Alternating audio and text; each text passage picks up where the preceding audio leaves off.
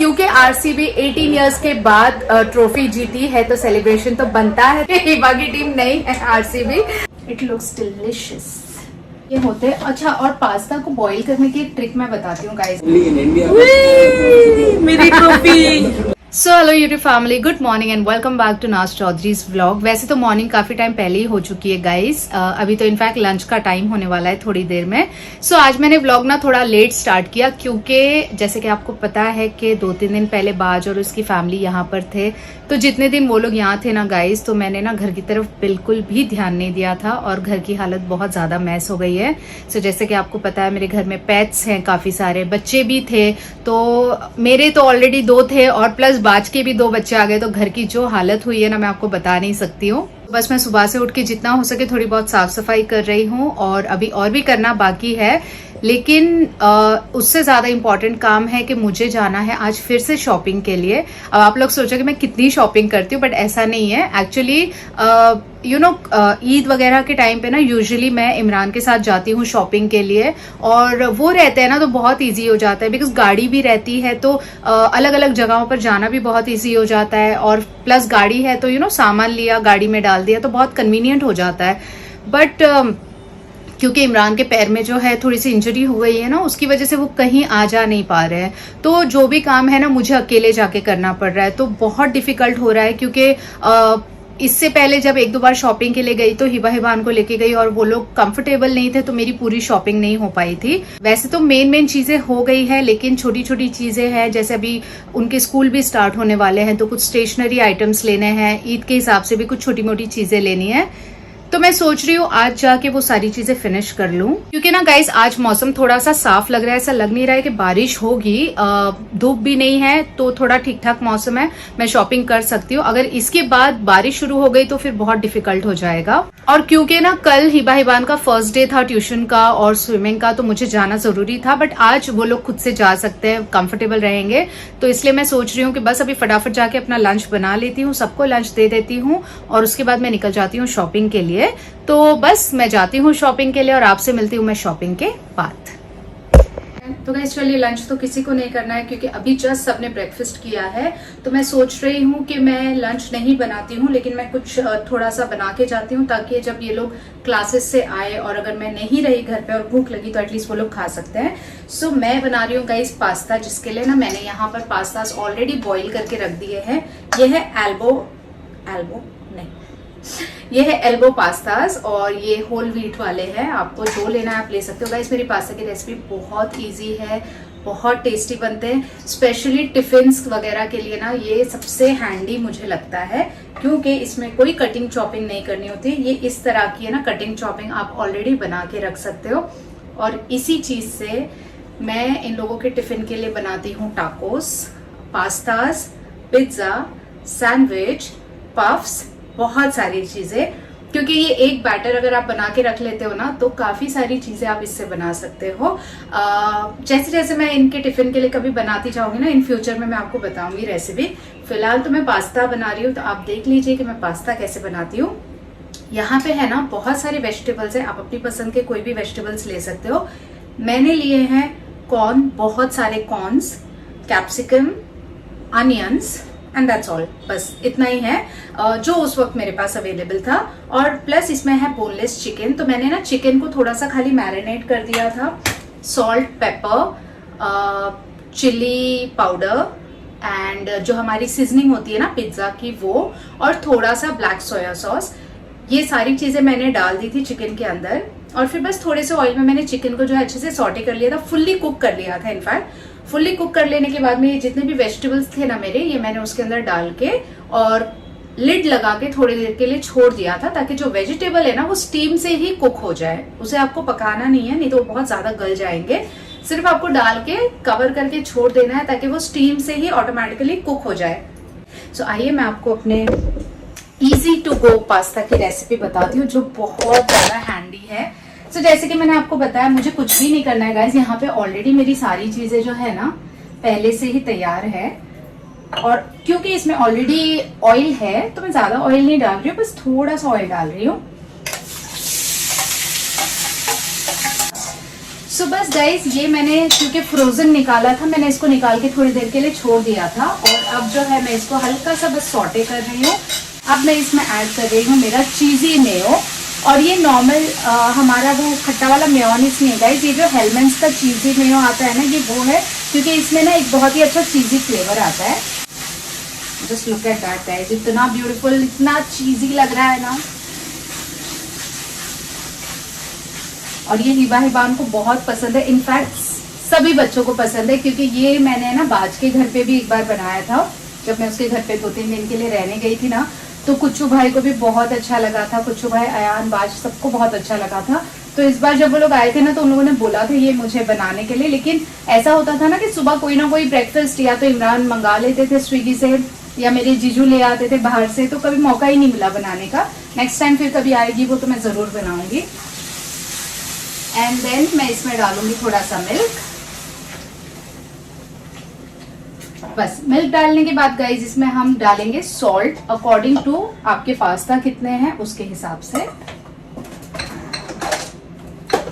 क्योंकि जो पास्ता होते बहुत ही फीके होते हैं। अच्छा, और पास्ता को बॉईल करने की एक ट्रिक मैं बताती हूँ गाइज आपको है ना, पानी को अच्छे से पहले तो गर्म होने रख दीजिए। पानी जब बॉईल होने लगेगा तब आप उसमें पास्ता डाल दो, और पास्ता डालने के बाद है ना 2 से 3 मिनट के लिए आप उसको अच्छे से बॉईल कर लो। और बॉईल करने के बाद आप गैस ऑफ करके ढक्कन ढक के छोड़ दो। तो आप जब ढक्कन ढक के छोड़ दोगे ना, तो वो अच्छे से है ना इस तरह से देखिए एकदम कुक हो जाएंगे, फुल जाएंगे और ज्यादा ओवर कुक नहीं होंगे। अगर आप उसको बॉईल करते जाओगे बहुत देर तक ना, तो क्या होगा, बाहर से जो पास्ता है ना, बाहर से बहुत ओवर कुक हो जाएंगे और अंदर कच्चे ही रहेंगे। लेकिन जब आप उसको कवर करके छोड़ देते हो, गैस ऑफ करके कवर करके जब आप छोड़ देते हो ना, तो आपके पास्ता बहुत अच्छे से कुक हो जाते हैं अंदर तक और टूटते भी नहीं है। ये देखिए मेरे सारे पास्ता जो है ना एकदम सेपरेटेड है, ये देखिए। इस तरह से आप बॉईल कीजिए पास्ता, कोई भी पास्ता, चाहे ये वाला हो या फिर पेने पास्ता हो या स्पेगेटी पास्ता हो, जो भी है ना, आपको उसको बॉइलिंग वाटर में डाल के 2 मिनट के लिए सिर्फ बॉईल करना है और उसके बाद गैस को ऑफ करके ढक के छोड़ देना है। और 2-3 मिनट के बाद आप देखोगे ना आपके पास्ता बहुत अच्छे से कुक हो जाएंगे। उसी वक्त इमीडिएटली आपको निकाल लेना है इस तरह के किसी बर्तन में, और छान के है ना फिर ठंडे पानी से उसको वॉश कर लेना है, ताकि वो उसका जो कुकिंग प्रोसेस है वो स्टॉप हो जाए। अभी फिलहाल यहाँ पे मुझे ऐड करना है सॉल्ट, तो मैं ऐड कर लेती हूँ 1/2 टेबल स्पून सॉल्ट, क्योंकि मेरा पास्ता जो है ना थोड़ा अच्छे क्वांटिटी में है।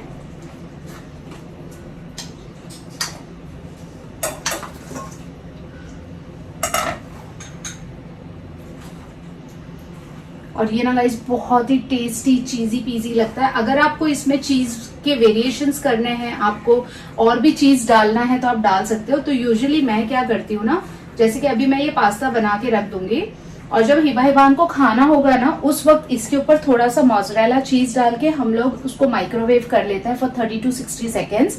तो उस पे जो मोज़रेला चीज है वो अच्छे से मेल्ट हो जाता है और अच्छा लगता है टेक्सचर एंड टेस्ट।